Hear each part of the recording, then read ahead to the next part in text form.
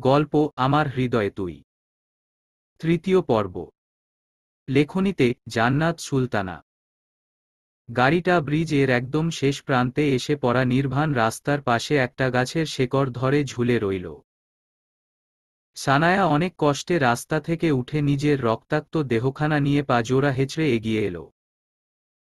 গাড়িটা আরও একটু সামনে একটা গাছের সাথে ধাক্কা লেগে আছে। অল্পের জন্যে ওটা নদীতে পড়েনি। হয়তো ওটার ভেতর ওরা থাকলে ছিটকে নিচে পড়ে যেত। সানায়া রাস্তার পাশে দাঁড়ানো কৃত্রিম ল্যাম্পপোস্টের আলোয় নির্ভানের হাতটা নজরে আসে, হাতের ঘড়িটা চিকচিক করছে। সানায়ার কি করা উচিত এখন বুঝতে পারছে না। কি করবে?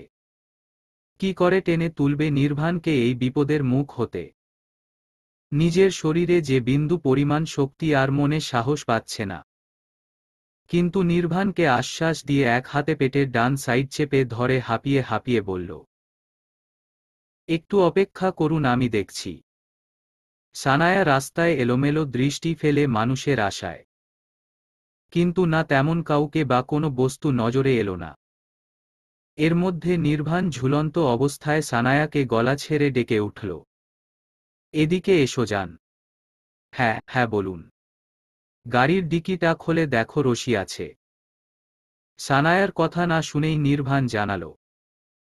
সানায়া বহু কষ্টে নিজের দেহটা আবারও টেনে নিয়ে গেল গাড়ি অবধি। কিন্তু ডিকিটা খুলতে পারছে না। ওর পেটে ভীষণ ব্যথা করছে। বেশ অনেকটা সময় পর এটা খুলতে সক্ষম হয় সানা। আবারও এগিয়ে আসে নির্ভানের নিকট, সানায়া রশি নিচে ফেলে দেয়। নির্ভান আবারও ডেকে উঠে বলল, যান, কষ্ট করে একটু ওটা পিলারটায় বাঁধো। সানায়া এক মাথা নিয়ে নির্ভানের কথা মতো কাজ করে। কিন্তু ওখান থেকে আর নড়বার শক্তি পায় না, সেখানেই পিলারে ঠেস দিয়ে বসে পড়ে। নির্ভান রশি ভর করে টেনে উঠে আসে। বেশি চোট পায়নি, শুধু কপালে একটু কেটেছে আর এতক্ষণ ঝুলে থাকার ফলে হাত ভীষণ ব্যথা করছে। নির্ভান উপরে এসে সানায়াকে খুঁজতে লাগল। অবশেষে পেয়েও গেল। নির্ভান তড়িঘড়ি করে এগিয়ে গেল বউয়ের নিকট। প্রচুর রক্তপাত হচ্ছে। নির্ভান সানায়াকে তৎক্ষণাৎ কোলে তুলে নিল। ওরা শহর থেকে বাহিরে যাচ্ছিল। রাত 11টার কোঠা ছাড়িয়েছ হয়তো, তাই এই নির্জন রাস্তায় মানুষজন, গাড়ি নেই। কিন্তু আসার সম্ভাবনা আছে, তার কারণ মালবাহী লরি বা পুলিশের গাড়ি যাবে এই রাস্তা দিয়ে, এটা নিশ্চিত। নির্ভানের ভাবনার মাঝেই পুলিশের একটা জিপগাড়ি এগিয়ে আসতে দেখা গেল। চাঁদের আবছা আলোর মাঝে সেটায় 3 জন লোক আছে বোঝা গেল। জিপটা এগিয়ে আসতেই 2 জন লোক তড়িঘড়ি করে নেমে এলো। ঘটনা জিজ্ঞেস করে না, তারা বুঝতে পারে দুর্ঘটনা শিকার ওরা। তাই নির্ভানকে তাগাদা দিয়ে গাড়িতে বসতে বলে। নির্ভান উঠে বসে সানায়াকে পাশে বসিয়ে শক্ত করে জড়িয়ে ধরে রাখে। আর একজন পুলিশ সামনে বসে আর একজন পেছনে। তারপর ড্রাইভারকে তাড়া দিলেন। ড্রাইভার শহরের উদ্দেশ্য গাড়ি ছুটাল। নির্ভান অপারেশন থিয়েটারের সামনে থম মেরে দাঁড়িয়ে আছে, পাশেই একান্ত স্টিলের চেয়ারে বসে আছে। নির্ভানের মাথায় তখন কাজ করছিল না। কাকে ফোন দিবে? বাড়িতে বলা সম্ভব না, দাদি আর মা জানতে পারলে তারা নিজেরাই পাগল হয়ে যাবে। আর তখন নির্ভানের শুধু একজনের কথা মাথায় ঘুরছিল, আর সেটা একান্ত। কেন জানি তখন মনে হচ্ছিল শুধু একান্তকে বলা যায়, একান্ত করবে সাহায্য। বিশ্বাস করতে খুব করে ইচ্ছে করছিল। আর তাই তো নির্ভান জিপে উঠে সঙ্গে সঙ্গে পুলিশের ফোন হতে একান্তকে ফোন করে।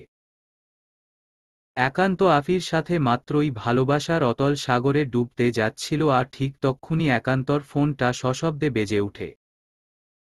একান্ত বিরক্ত হয়। ফোন রিসিভ করতে যাচ্ছিল না, তার কারণ অপরিচিত নাম্বার ছিল বলে। কিন্তু আফির জোরাজোরি করাতেই ফোন রিসিভ করে কানে নিতে নির্ভান খুব স্বাভাবিক কণ্ঠে বলেছিল, রুম থেকে ব্যালকনিতে গিয়ে যেন কথা বলে।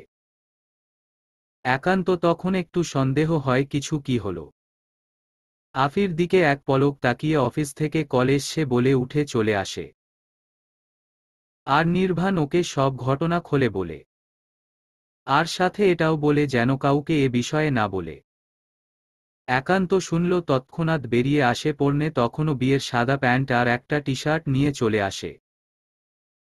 আফিকে কোনো রকম বুঝিয়ে এসছে যথাসম্ভব তাড়াতাড়ি চলে আসার চেষ্টা করবে। আফি অনেকবার জিজ্ঞেস করেছে, তবে একান্ত ফিরে সব বলবে বলে চলে আসে।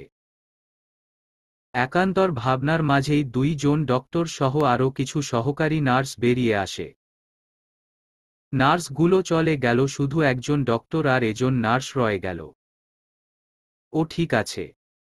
জি আলহামদুলিল্লাহ ভালো। কিন্তু সরি মিস্টার নির্বাণ, আমরা আপনার বেবিটাকে বাঁচাতে পারিনি। বেবি? ডক্টর কথা শুনে নির্বাণের মুখ থেকে আপনা আপনি বেরিয়ে আসে প্রশ্নটা। হুম। কেন আপনি জানতেন না আপনার বাচ্চার 4 সপ্তাহ চলছিল? নির্বাণ কোনো উত্তর করে না। তার মাথায় তো শুধু একটা কথাই ঘুরছে, আপনার বাচ্চার 4 সপ্তাহ চলছিল। একান্ত যেন স্তব্ধ হয়ে গেল। তবে ডক্টরের সাথে কথা বলে ওনাকে বিদায় করে। তারপর নির্বাণের দিকে এগিয়ে আসে। নির্বাণ তখনও নিচের দিকে এক দৃষ্টিতে তাকিয়ে আছে। একান্ত এগিয়ে গেল, নির্বাণ ধরতেই নির্বাণ ওকে ঝাপটে জড়িত ধরে ফুঁপিয়ে কেঁদে উঠল। একান্ত অবাক হয়, এমন একটা শক্ত গম্ভীর মানুষের চোখে পানি।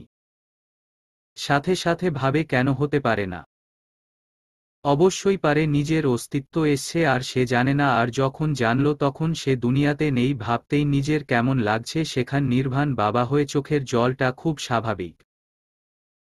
একান্ত আস্তে করে ধরে এনে নির্বাণকে নিয়ে বসে। অতঃপর ধীরে কণ্ঠে বলে উঠে, আল্লাহ যা করে ভালোর জন্যে করে। হয়তো এতে বান্দার সাময়িক কষ্ট হয়, তবে কোথাও না কোথাও একটা ভালো হয়। ভাব যদি ভাবির কিছু হতো। নির্বাণ তৎক্ষণাৎ বসা হতে উঠে দাঁড়াল।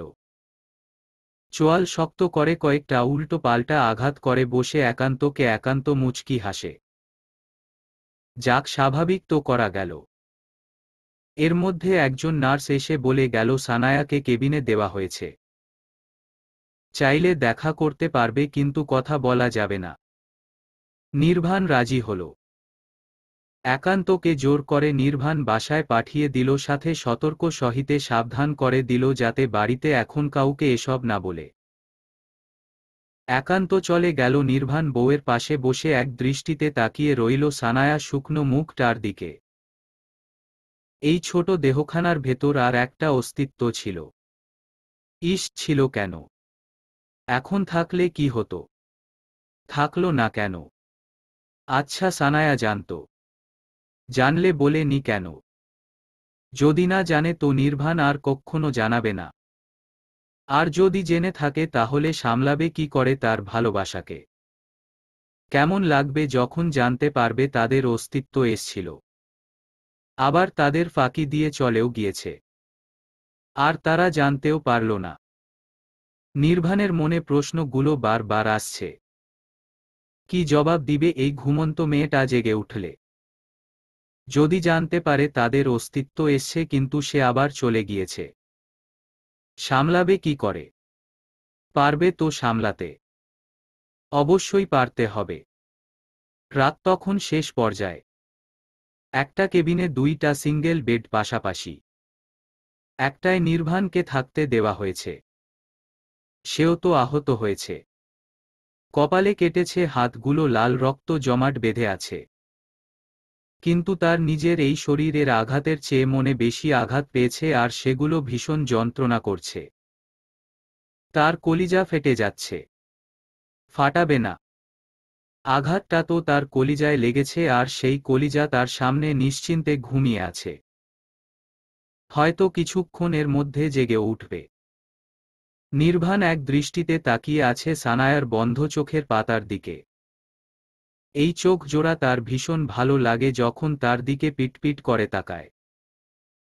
কিন্তু এই চোখে অশ্রু, সেটা তাকে ভয়ঙ্কর পীড়া দেয়। চারদিকে হতে আজান মিষ্টি মধুর স্বর ভেসে আসছে।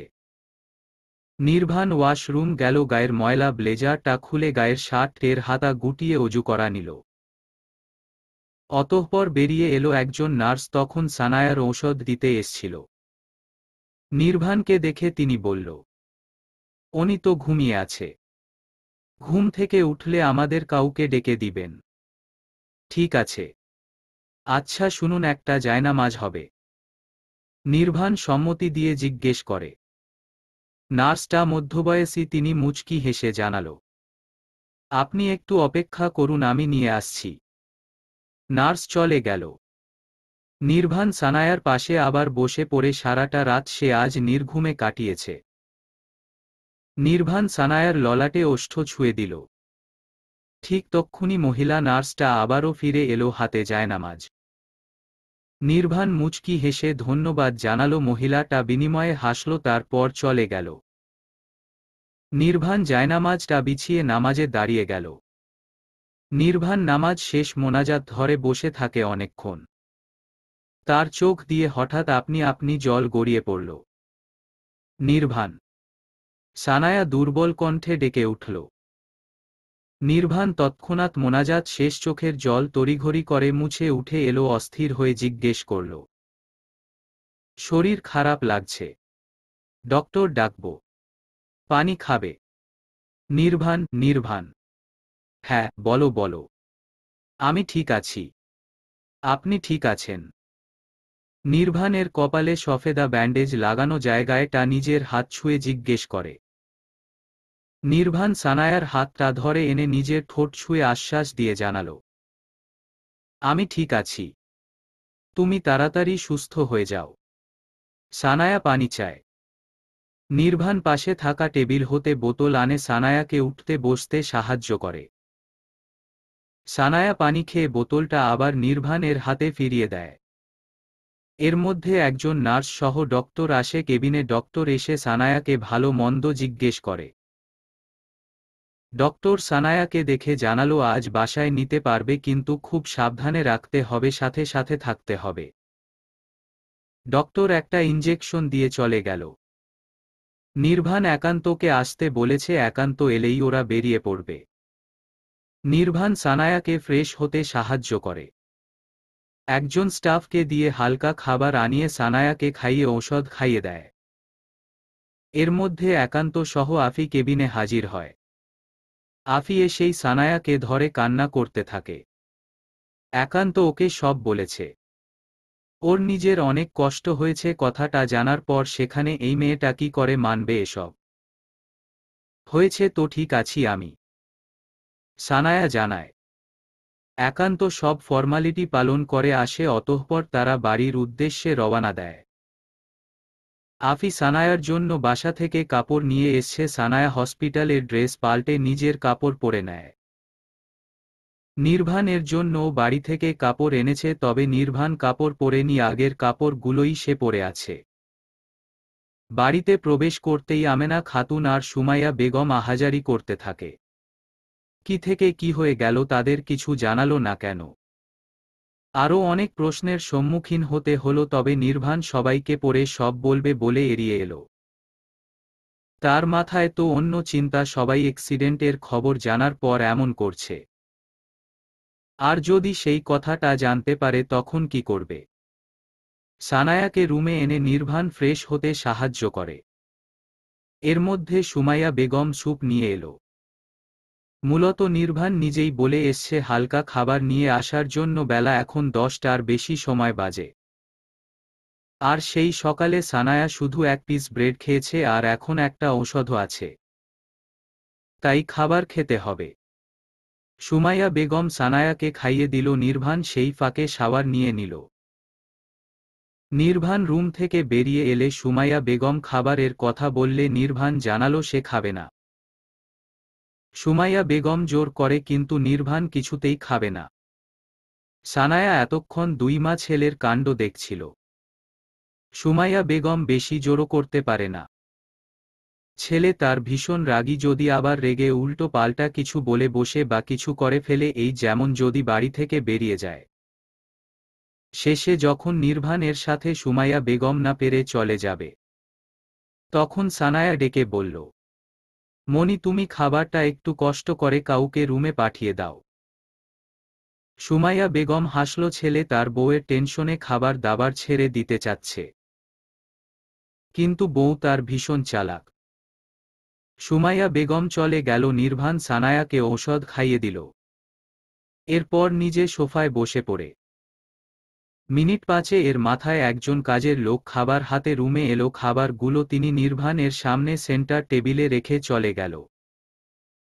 এদিকে আসুন, খাবার থালাটা হাতে নিয়ে আসুন। নির্ভান সানায়ার দিকে এক পলক তাকিয়ে আবার ফোনের দিকে তাকিয়ে গম্ভীর কণ্ঠে বলল, খাবো না আমি, আপনাকে খেতে বলেনি, শুধু থালাটা নিয়ে এদিকে আসুন। আমি খাবো, উঠতে পারছি না, হাতে ব্যথা করছে। সানায়ার কথা শুনে নির্ভান তৎক্ষণাৎ ফোন রেখে খাবার থালা নিয়ে উঠে এলো, বিছানায় বসল। সানায়া নির্ভানকে আনার জন্য মিথ্যা বলছে, নির্ভান সেটা বুঝতে পারে। তবে কি ভেবে যেন এলো। সানায়া নির্ভানের হাতে রেখেই থালাটা থেকে খাবার তুলে নির্ভানের মুখে সামনে ধরে। নির্ভান এক পলক তাকিয়ে খাবারটা মুখে নেয়। তার হঠাৎ কেন জানি খুব কান্না করতে ইচ্ছে করছে। কিন্তু কেন? হয়তো তার সানায়ার কথা ভেবে। মেয়েটা যদি জানতে পারে তাদের ভালোবাসার চিহ্ন এসে আবার চলেও গিয়েছে, তখনও কি এমন থাকবে নাকি চুপচাপ হয়ে যাবে? সানায়া নির্ভানকে খাইয়ে দিয়ে এটো থালায় হাত ধুয়ে নির্ভানের মুখ মুছে দেয়, নিজের ওড়না দিয়ে খুব যত্ন করে। নির্ভান হঠাৎ সানায়ার সেই হাতটা আঁকড়ে ধরে, পর পর কয়েকবার ঠোঁট ছুঁয়ে দিল। সানায়া মুচকি হাসল, ফিসফিস করে বলে উঠল, কষ্ট কি সে এসে আমাদের ধরা না দিয়ে চলে গিয়েছে বলে? নাকি আপনি আমার থেকে সত্যিটা লুকিয়ে রেখেছেন সেই জন্য অনুতপ্ত? নাকি আমার জন্য কষ্ট পাচ্ছেন? নির্ভান স্তব্ধ। কি জবাব দিবে বুঝতে পারছে না, তাই চুপচাপ মাথা নিচু করে বসে আছে। দেখুন, আমি কষ্ট পেয়েছি, কিন্তু আল্লাহ যা করে আমাদের ভালোর জন্যে করে। তোমার কষ্ট হবে তাই বলিনি। আপনি ভুলে যাচ্ছেন আমি কিন্তু মা। আপনি জানতে পেরেছেন গতকাল রাতে, আর আমি অনুভব করতে পেরেছি আরও এক সপ্তাহ আগে। তাহলে বলো নি কেন? তবে কাল আমরা না বেরুতাম? সানায়া কিছু বলে না, চুপচাপ থাকে। সেকেন্ডের মতো নীরবতা পালন করার পর সানায়া হঠাৎ বলে উঠল, আজ কত তারিখ? কেন 20 তো? হ্যাঁ, আপনার বার্থডে ছিল কাল। নির্ভান আর কিছু বলে না, চুপচাপ থাকে। একটু সময় নীরবতা পালন করে নির্ভান হঠাৎ বলে উঠে, দাদিকে এসব বলার প্রয়োজন নেই। ঠিক হবে। এটা নিয়ে আবার অশান্তি করবে। তোমার তখন ভালো লাগবে। সানায়া চুপ থাকে, মাথা এলে নির্ভানের কাঁধে রাখে। দীর্ঘশ্বাস ফেলে জানালো, আপনি যা বলবেন। চল আজকে বাসরটা করে ফেলি যান। আফি তড়িৎ গতিতে পেছনে ফিরে তাকালো। রেলিং পিঠ ঠেকিয়ে দাঁড়িয়ে দরজা হেলান দিয়ে দাঁড়ানো একান্তর দিকে তাকিয়ে আমতা আমতা করে বলল, আপনার মাথা ঠিক আছে? এই দিন দুপুরে কি সব বলছেন? ছি, এত ছি ছি করার কি আছে? বিয়ে হয়েছে, বাসর করব না? তোর ভাইয়ের জন্য তো কাল রাতে হলো না, আজ হবে অসম্পূর্ণ কাজ সম্পূর্ণ। তাছাড়া সবাই রাতে বাসর করে, আমরা না হয় দুপুরে করলাম। কথাগুলো বলতে বলতে আফির দিকে এগিয়ে এসে আফির কোমর জড়িয়ে ধরে, চোখ টিপ দেয়। আফি বুঝতে পারে একান্ত মজা করছে, তাই ভয় লজ্জা না পেয়ে বলল, আপনি কেমন হয়ে যাচ্ছেন? কেমন? একান্ত ভ্রু কুঁচকে জিজ্ঞেস করে। আফি জিহ্বা দ্বারা ঠোঁট ভিজিয়ে নিল। নিজেকে একান্তর বাঁধন থেকে ছাড়াতে ছাড়াতে ফট করে বলে উঠল, অসভ্য পুরুষ। আফি কথাটা বলেই আর এক দণ্ড দাঁড়ালো না, এক দৌড়ে রুমে চলে এলো। কিন্তু রুম থেকে বেরিয়ে আর যেতে পারে না, তার আগেই একান্ত আফিকে ধরে ফেলে। কোথায় যাচ্ছেন সুন্দরী? এই অসভ্য পুরুষটার অসভ্যতা দেখবেন না। কথাগুলো বলেই একান্ত দুষ্ট হাসি দিল। আফির গলায় শুকিয়ে কাঠ হয়ে গেল। কাল রাতে ওরা দুজনেই অনেকটা কাছাকাছি ঘনিষ্ঠ সম্পর্কযুক্ত হয়ে পড়েছিল, তবে শেষ সম্পূর্ণটা আর হয়ে এলো না, তার আগেই তো বিপদ চলে এলো। কিন্তু এখন আফির মনে হচ্ছে রাতে সব না হয়ে ভালোই হয়েছে। নয়তো এখন একান্তর সামনে কি করে দাঁড়াতো। আফি নিজেকে ছাড়ানোর চেষ্টা করে বলল, ছাড়ুন তো। আফি ভীতুস্বর। একান্ত যেন আরো পেয়ে বসল। এক টানে বউকে নিজের বক্ষে ফিরিয়ে আনে। শক্ত করে চেপে ধরে নিজের শক্ত শরীরটার সাথে আফির নরম তুলতুলে দেহখানি। আফির শ্বাসপ্রশ্বাস স্বাভাবিকের চেয়ে দ্রুত বেগে চলছে। একান্ত আলগোছে নিজের ঠোঁট জোড়া আফির ঠোঁটের উপর ছুঁয়ে দিল। একবার দুবার পর পর 3 বারের সময় শক্ত করে চেপে ধরে নিজের অধরের ভাঁজে। আফি আবেশে চোখ বন্ধ করে নিল। গ্রহণ করল পবিত্র ছোঁয়া, যেই ছোঁয়ায় কোনো পাপ নেই। বেশ অনেকটা সময় নিয়ে একান্ত আফির ঠোঁটের উপর ভালোবাসা নামক অত্যাচার চালিয়ে ছেড়ে দিল। ছাড়া পাওয়া মাত্র আফি জোরে জোরে শ্বাস ফেলে নিয়ে নিজেকে স্বাভাবিক করতে চাইল। আর একান্ত বউয়ের সে রূপের বন্ধ চোখের দিকে মুগ্ধতা নিয়ে তাকিয়ে রয়। আফি চোখ বন্ধ করে থাকা অবস্থায় একান্ত আফির চোখের পাতায় ফু দিল। অতঃপর নিজের বৃদ্ধা আঙ্গুল দ্বারা আফির ঠোঁটের উপর স্লাইড করতে করতে জানালো, এটা ট্রেলার পিকচার, রাতে দেখাবো। একান্তর ফিসফিসানি কণ্ঠ আফির মনে আবারও ঝড় তুলে। আর সেই ঝড়ের আবাস একান্ত নিজেকে ছিন্ন ভিন্ন করে দেওয়ার আশঙ্কা পেল, তাই তো দ্রুত সরে দাঁড়ালো, ছেড়ে দিল। আফিও ছাড়া পেয়ে এক মুহূর্ত দাঁড়ায় না, এক দৌড়ে রুম হতে বেরিয়ে গেল। লিভিং রুমের সোফায় বসে আছে আমেনা খাতুন। সাথে পান চিবানো তো আছেই। সুন্দর গোলগাল মুখ খানায় পান খেয়ে লাল করে রাখা ঠোঁটজোড়া বেশ লাগে আফির। তারও ইচ্ছে করে দাদির মতো পান খেয়ে ঠোঁট লাল করে রাখতে। কিন্তু এটা সম্ভব হয়নি, কখনো আগে হয়নি তার মায়ের জন্য। তার মায়ের ভাষ্যমতে পান খেলে নাকি পড়া আসে না মুখে দিয়ে, এটা আমার আম্মু বলে জিহ্বা ভার হয়ে যায়, সাথে খাবারের স্বাদ পাওয়া যায় না। আর এখন একান্ত সে তো আরও এক ধাপ আগে। আফি এক মনে দাদির দিকে তাকিয়ে আছে। কিন্তু হঠাৎ শরীরের উপর কিছু পোড়ায় ধ্যান ফিরে আসে। আমেনা খাতুন তার পানের ঝুড়ি হতে জর্দার ডিব্বা ঢিল ছুঁড়েছে।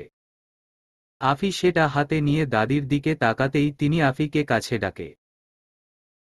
আফি গুটি গুটি পায়ে এগিয়ে গিয়ে দাদির পাশে ধূপ করে বসে পড়ে।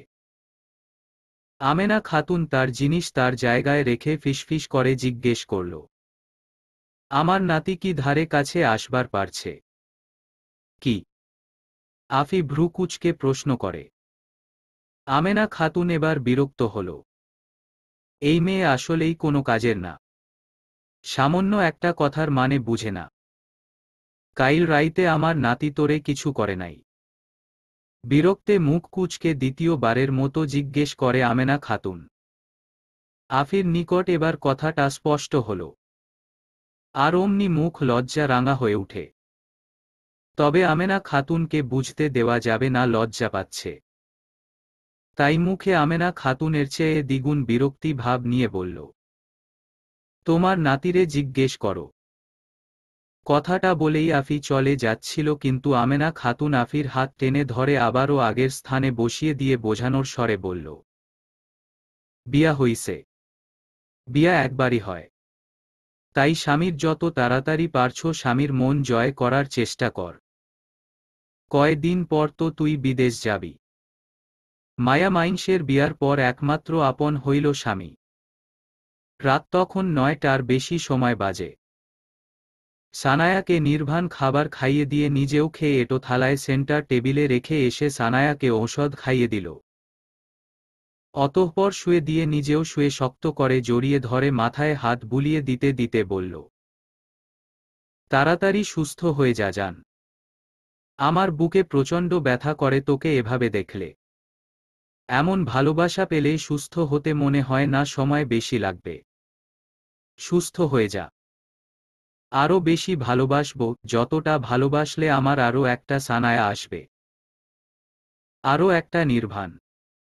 আচ্ছা, দুইটাই। নির্ভান সানায়ার মাথায় চুলের ভাঁজে চুমু খেয়ে বলল। সানায়া চুপটি করে সেভাবেই পড়ে থাকে। আফি, খবরদার বলে দিচ্ছি, একদম ব্যালকনিতে যাবি না। আফি পা জোড়া থেমে গেল। বাহিরে বৃষ্টি হচ্ছে। আর আফির ব্যালকনিটা একদম খোলামেলা, তাই একান্ত কড়াকড়ি ভাবে সেই সন্ধ্যা বেলায় নিষেধ করে দিয়েছে যাতে আফি ব্যালকনিতে না যায়। কিন্তু আফি খাবার শেষ রুমে এসে সেদিকে তাকিয়ে থাকতে থাকতে কখন যে ব্যালকনির এতটা কাছে চলে গিয়েছে বুঝতে পারেনি। আর একান্ত রুমে এসেই কথাগুলো বলে উঠে। আফি ঘাড় ফিরিয়ে একান্তর দিকে এক মায়া ভরা চাহনি দিল। ব্যাস, এটাই একান্তর জন্য যথেষ্ট ছিল। নিজের সর্বনাশ তো ওই চোখে কবেই দেখেছে, আর আজ যেন তা সত্যি হল।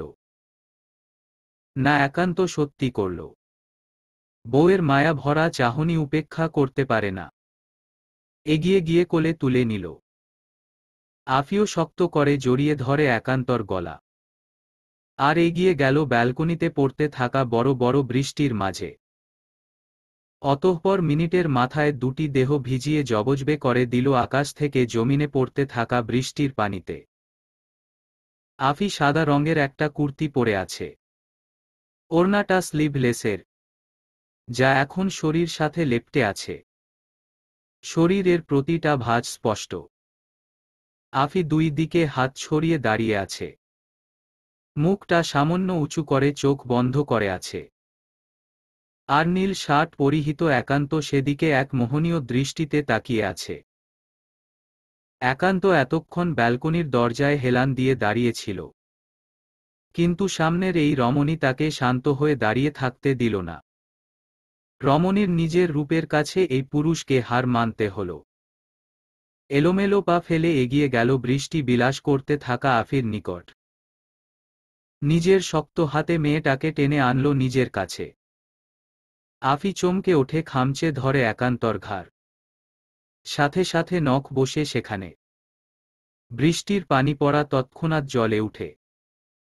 একান্ত সামনে ভ্রু কুঁচকে নিল। তবে সেটা বেশিক্ষণ স্থায়ী হয় না আফির মুখের দিকে তাকিয়ে। আফি চোখ পিটপিট করে তাকিয়ে একান্তর দিকে। আর বৃষ্টির পানিগুলো উপর থেকে মাথা হতে কপাল বেয়ে চোখের পাপড়ি স্পর্শ করে, সেগুলো অধর ছুঁয়ে আফির থুতনিতে এসে টুপটুপ করে নিচে পড়ছে। একান্ত সবটা দৃশ্য অবলোকন করে।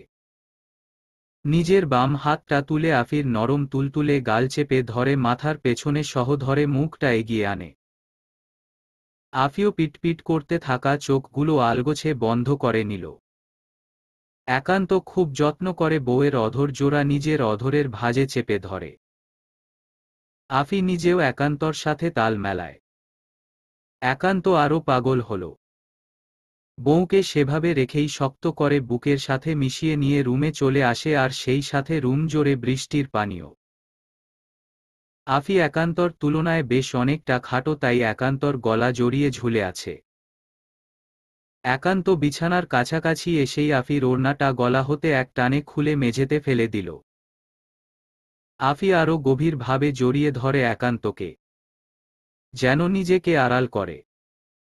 একান্ত অধর ছেড়ে বউয়ের এমন কাণ্ডে হেসে ফেলে। গলা মুখ গুজে অধর ছুঁয়ে দেয় সেখানে।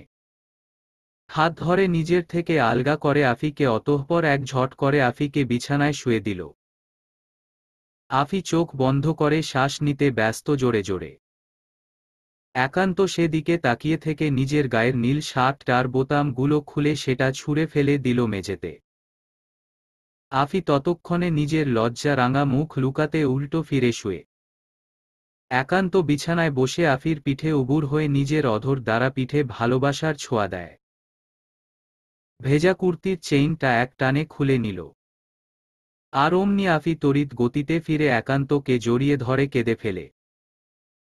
একান্ত হকচকিয়ে উঠে বিচলিত হয়ে প্রশ্ন করে, এই পুচকে, তুই কান্না কেন করছি? ভয় পাচ্ছিস? আচ্ছা আচ্ছা, আর আসবো না কাছে, প্লিজ, তুই তাও কাঁদিস না।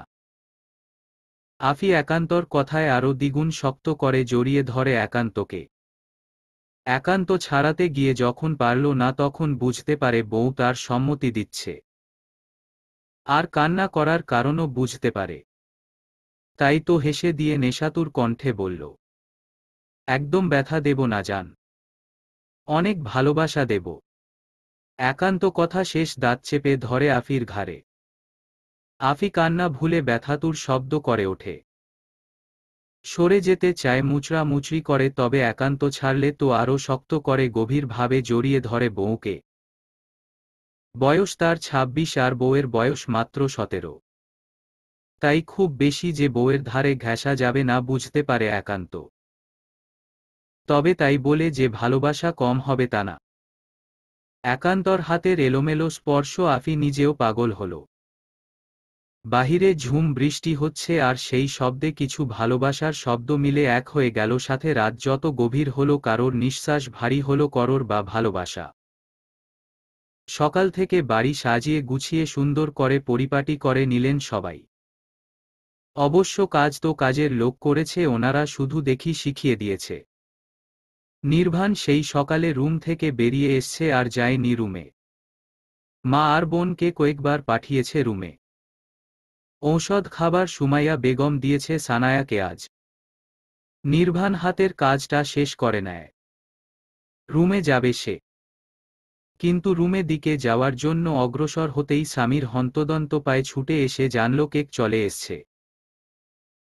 অগত্যা নির্ভানকে কেকটা রিসিভ করতে আবারও সদর দরজার দিকে এগিয়ে গিয়ে কেক রিসিভ করে রুমে চলে আসে। রুমে এসেই নির্ভান দেখল বউ তার ঘুমিয়ে আছে। আস্তে আস্তে এগিয়ে এলো। বিছানায় বসে সানায়ার ডান হাতটা নিজের হাতের মুঠো পুরে নিল। সানায়া হালকা কেঁপে উঠল। নির্ভান সানায়ার গালে আরেক হাতে রেখে আলগোছে। ঝুঁকে নিজের ওষ্ঠ ছুঁয়ে দিল ললাটে। সানায়া তৎক্ষণাৎ চোখ মেলে তাকালো পিটপিট করে। নির্ভান শোয়া থেকে বসতে সাহায্য করে। সানায়া উঠে বসে, ফ্রেশ করি দেই, ভালো লাগবে। নির্ভান আলমারি খোলে, সেখান থেকে সানায়ার আর নিজের জন্য কাপড় নিতে নিতে বলে। সানায়া মাথা নেড়ে জানায়, আচ্ছা। মনিকে আসতে বলুন একটু। কেন? ফ্রেশ হব না? ভুলে যাচ্ছ, আমার সাথে এর আগেও অনেকবার শাওয়ার নিয়েছ। সানায়া নির্ভানের কথায় লজ্জা পেল। ইস, লোকটা সত্যি অসভ্য, মুখে কিছু আটকায় না। তবে সানায়া লজ্জা আড়ালে রেখে মুখে জবাব দিল, আসলে তেমন কিছু না। আগে তো সুস্থ ছিলাম, এখন অসুস্থ, আমি তো কিছু করতে পারবো না। আপনার বেশি সমস্যা হবে তাই বল। তোমার কি মনে হয় আমি ফুটবল? আমি কি সেটা বলেছি? নির্ভান নিজেকে কন্ট্রোল করতে জানে। কথাটা বলতে বলতে নির্ভান সানায়াকে আস্তে করে কোলে তুলে ওয়াশরুমের উদ্দেশ্য হাঁটা ধরে। এখন আর আগের মতো নির্ভানের গলা জড়িয়ে ধরা সম্ভব নয় সানায়ার। হাতে বেশ কিছু জায়গায় ছিলে গিয়েছে, আর তাই সানায়া নিজের হাত দুটি নিজের বুকের উপর গুটিয়ে রাখে। নির্ভান সানায়াকে ওয়াশরুমে নিয়ে নিচে নামিয়ে কাপড় খুলতে সাহায্য করে, সুন্দর করে একটা টাওয়াল পেঁচিয়ে দিয়ে ভালো করে গাটা মুছিয়ে দেয়। তারপর মোছা শেষ করে আবার কোলে তুলে রুমে এনে বিছানায় বসিয়ে দিয়ে পাশে থেকে কাপড় নিয়ে পরতে সাহায্য করে। সানায়া শরীরের তুলনায় ড্রেস অনেক ঢিলেঢালা হওয়ার কারণে বেশি সমস্যা হয়নি পরাতে বা খুলতে। নির্ভান সানায়াকে ড্রেস পরিয়ে দিয়ে সানায়াকে শুইয়ে দিয়ে বলল, আমি 10 মিনিটের মধ্যে ফ্রেশ হয়ে চলে আসব। একদম নড়াচড়া করবে না, লিটল ওমেন। সানায়া বাধ্য মেয়ের মতো মাথা নেড়ে আচ্ছা বলে। নির্ভান সানায়ার কপালে নিজের সিগারেটে পোড়া ওষ্ঠ জোগাল আবারও ছুঁয়ে দেয়। অতঃপর পাশ হতে নিজের টাওয়াল নিয়ে ওয়াশরুম ঢুকে গেল। সানায়া চোখ বন্ধ করে শুয়ে রইল। শরীরটা খারাপ লাগছে। লাগাটাই স্বাভাবিক। শরীর যে ভীষণ ফুটবল, সাথে মনটা যে ভাঙা। আচ্ছা, খুব কি ক্ষতি হতো যদি তাদের অস্তিত্ব আজ তার মাঝে থাকত? এমনটা না হয়ে ভালো কিছু হলে কি হতো? সানায়া দীর্ঘ শ্বাস ফেলে। ইস, কি সব আজেবাজে চিন্তা! আল্লাহ যা করে ভালোর জন্যে করে। কিন্তু মনটা কতবার বোঝাচ্ছে, তবুও এটা উল্টো পাল্টা প্রশ্ন করেই যাচ্ছে। সানায়া এবার বিরক্ত হল। আর ভাববে না এসব। বন্ধ চোখ জোড়া খুলে নিল। পাশে দেওয়াল ঘড়ির দিকে তাকাল। নির্বাণ ওয়াশরুমে গিয়েছে 9 মিনিটের মতো হল। সানায়ার ভাবনার মাঝেই ওয়াশরুমের দরজাটা খট করে খুলে নির্বাণ বেরিয়ে এলো। গায়ে শুধু একটা হালকা গোলাপি রঙের টাওয়াল জড়ানো। সানায়া সেদিকে একবারের তাকিয়ে চোখ ফিরিয়ে নিল। এই লোক সব সময় এমন ভাবে ওয়াশরুম হতে বেরিয়ে আসে, তাই সানায়া এখন আর লজ্জা পায় না। নির্বাণ সোফায় রেখে যাওয়া নিজের ড্রেস নিয়ে পরে নিল। তারপর টাওয়াল দিয়ে নিজের ভেজা চুল মুছতে মুছতে সানায়াকে জিজ্ঞেস করল, খাবার রুমে দিতে বলবো? সানায়া ফুটবল চোখে তাকাল।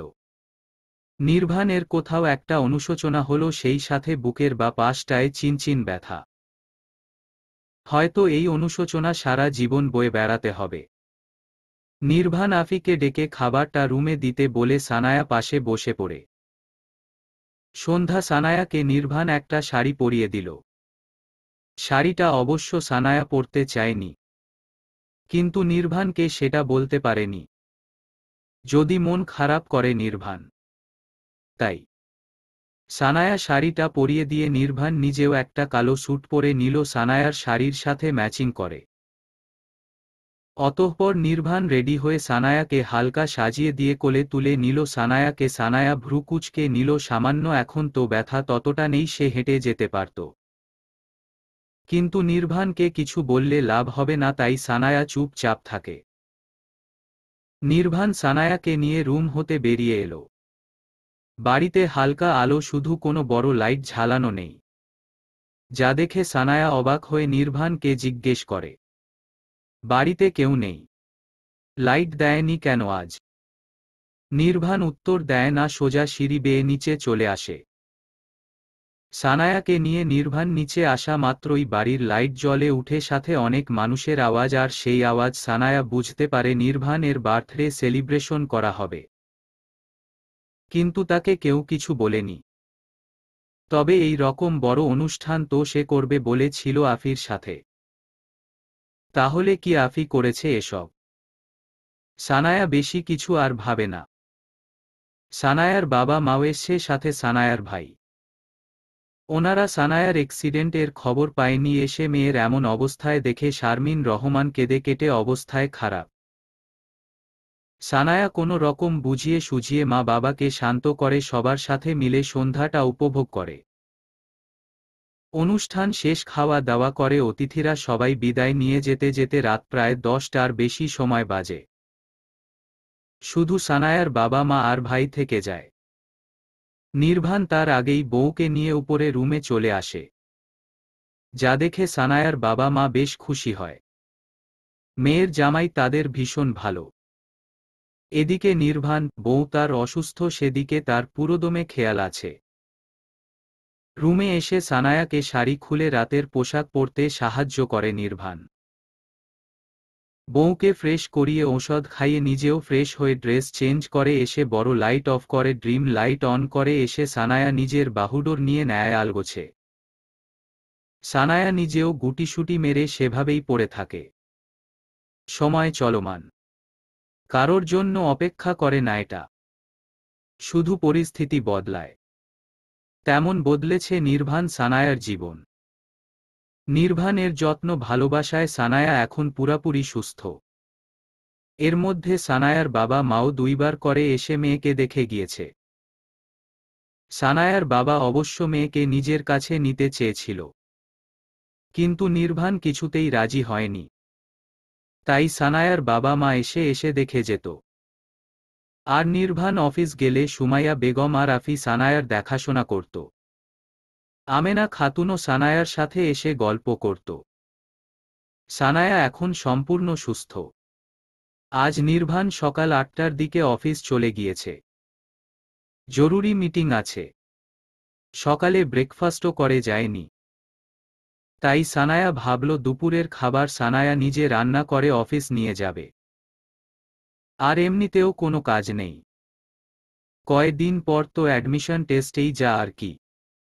সুমাইয়া বেগম জানানো মাত্রই তিনি আর না করে না। মেয়েটা অনেক দিন হয় বাড়িতেই আছে, বাহিরে গেলে মনটা একটু হালকা হবে। সানায়ার ঝটপট নির্ভানের পছন্দ মতো খাবার রান্না করে নেয়। রান্না শেষ করতে করতে 12:30টার মতো বাজে। সাথে অবশ্য কাজের লোক সাহায্য করছে। তার মধ্যে আফি এসেও কয়েকবার খুঁচি গিয়েছে। সানায়া লজ্জা পেয়েছে, তবে আফিকে সেটা বুঝতে না দিয়ে এটা সেটা রান্নার উপকরণ জিজ্ঞেস করেছে। আফিও টুকটাক সাহায্য করছে ভাবিকে। সানায়ার রান্না শেষ, সব গুছিয়ে রেখে উপরে এসে চট করে শাওয়ার নিয়ে সুন্দর করে কালো একটা শাড়ি পরে রেডি হয়ে নিল। হালকা সাজুগুজু করে সুমাইয়া বেগম আর আমেনা খাতুনের কাছ হতে বিদায় নিয়ে বেরিয়ে পড়ে নিজ গন্তব্যে। সুমাইয়া বেগম অবশ্য বাড়ির ড্রাইভারকে নিয়ে যেতে বলেছে। সানাও বাধ্য মেয়ের মতো শুনল। নির্ভান মাত্রই মিটিং শেষ নিজের কেবিনে এসে এসির পাওয়ার বাড়িয়ে দিয়ে নিজের জন্য বরাদ্দকৃত চেয়ারে বসে চোখ বন্ধ করে নেয়। অনেক দিন পর এত সময় নিয়ে মিটিং করছে নির্ভান, তাও আবার পর পর 2টা। সেই সকালে শুধু একটা কফি খেয়েছে, পেটেও ভীষণ ক্ষুধা অনুভব করে। কিন্তু এখন মোটেও উঠতে ইচ্ছে করছে না। কিন্তু উঠতে হবে, খাবার না খেলেও বউকে একটা ফোন দেওয়া দরকার। নির্ভান টেবিলের উপর হতে ফোনটা হাতে নেওয়া মাত্র নির্ভান দরজায় নক পড়ে সাথে শুনতে পায় সামিরের কণ্ঠ।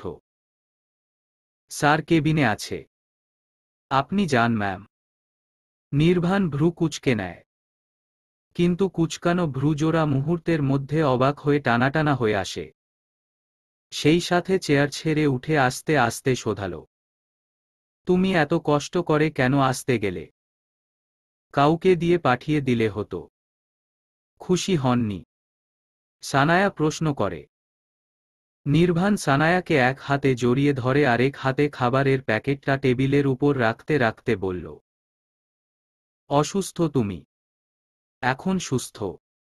আচ্ছা, রাতে দেখব। চুপ করুন অসভ্য পুরুষ, খাইয়ে দেবে। ফ্রেশ হয়ে আসছি। নির্ভান ফ্রেশ হয়ে আসতে আসতে সানায়া খাবারগুলো বের করে নেয়। নির্ভান ফ্রেশ হয়ে বেরিয়ে এলে সানায়া খাইয়ে দেয়, সাথে নিজেও খেয়ে নেয়।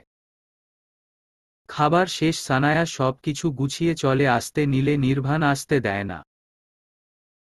সানায়াকে পাশে থাকা সোফায় বসিয়ে গায়ের ব্লেজার খোলে চেয়ারে রেখে বউয়ের কোলে মাথা রেখে শুয়ে হুকুমের স্বরে বলল, বাসায় আমার সাথে যাবে আজ? কিছু তো শিখতে পারিস ভাবিকে দেখে। আচ্ছা। একান্তর কথার বিপরীতে জানায় আফি। একান্ত সোফায় বসে ল্যাপটপ কোলের উপর রেখে সেটার স্ক্রিনে দৃষ্টি রেখে বলেছিল।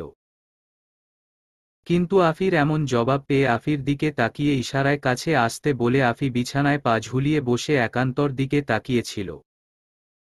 একান্তর ইশারায় গুটি গুটি পায়ে এগিয়ে এলো। একান্ত ততক্ষণে কোল হতে ল্যাপটপ নামিয়ে পাশে রেখে দিয়ে আফিকে টেনে নিয়ে নিজের কোলে বসিয়ে নিজের থুতনি ঠেকায় আফির কাঁধে। 3 মাস পর আমরা আবার লন্ডন চলে যাব।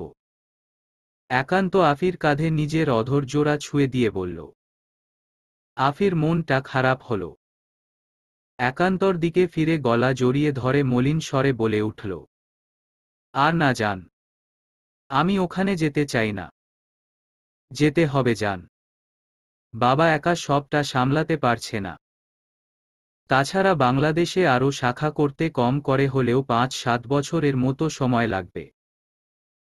আমি তাহলে এখানে থাকি, আপনি বছর 6 মাস পর পর আসবেন। সম্ভব না এটা, একদিনও তোকে ছাড়া ইম্পসিবল। একান্ত শক্ত করে আফিকে জড়িয়ে ধরেছিল, কিন্তু আফির কথা শুনে আরও শক্ত করে চেপে ধরে নিজের শক্ত বুকের সাথে পিষে আফির নরম নাদুস দেহখানি। আফি নিজেও সেভাবেই পড়ে থাকে। আদর করি, এই ভরদুপুরে মাথা পুরোটা গিয়েছে। তোমাকে দেখলে এমনিতেই নিজেকে পাগল পাগল লাগে। সে তুমি যাই বলো। আফি লজ্জা পাচ্ছে, তবে মুখে কঠিন ভাব এনে বলল, একান্ত শুনলে তো খাবার তো খেয়ে এসছে, এখন আর কোনো ঝামেলা নেই। চট করে বউকে কোলে তুলে বিছানার উদ্দেশ্য হাঁটা শুরু করে। আফি বুঝতে পারে এখন আর কিছু বলেও লাভ হবে না, তাই চুপ থেকে একান্তর সঙ্গ দেয়। নির্ভানের চুলে হাত বুলাতে বুলাতে কখন যে নিজেও ঘুমিয়ে পড়েছে সানায়া বুঝতে পারেনি। নির্ভান নিজেও ঘুমিয়েছিল, তবে হঠাৎ ঘুম ভেঙে ঘড়ি দেখে বুঝতে পারে এখন বিকেল হয়ে গিয়েছে আর তারা ঘুমিয়েছে 3 ঘন্টা হতে চলে। নির্ভান সানায়ার কোল হতে উঠে সানায়াকে সোফায় সুন্দর করে একটা কুশন মাথার নিচে দিয়ে ভালো করে শুইয়ে দেয়। অতঃপর নিজে গিয়ে নিজের জন্য বরাদ্দকৃত চেয়ারে বসে ল্যাপটপ নিয়ে কিছু করতে থাকে। আর একটু পর পর বাম পাশের সোফায় তাকায়, যেখানে খুব আরামের সহিত বউ তার ঘুমিয়ে আছে। কিন্তু সে কিছুতেই আরাম পাচ্ছে না, তার ভীষণ করে বউয়ের অধৈর্যরা একবার ছুঁয়ে দিতে ইচ্ছে করছে, খুব গভীরভাবে। ছুবে কি? ছুবে, অবশ্যই ছুবে, খুব ভয়ঙ্কর ভাবে ছুঁয়ে দিবে। অবশ্য না ছুঁয়ে উপায় নেই। নির্ভান সানায়ার দিকে তাকিয়ে দেখেই নিজের চেয়ার ছেড়ে উঠে এগিয়ে এসে সানায়ের উপর 2 দিকে হাত দিয়ে ঝুঁকে বেশ অনেকটা সময় সে ভাবে থেকে দেখতে থাকে। সানায়ার গরম নিঃশ্বাস নির্ভানকে এলোমেলো করে দিচ্ছে।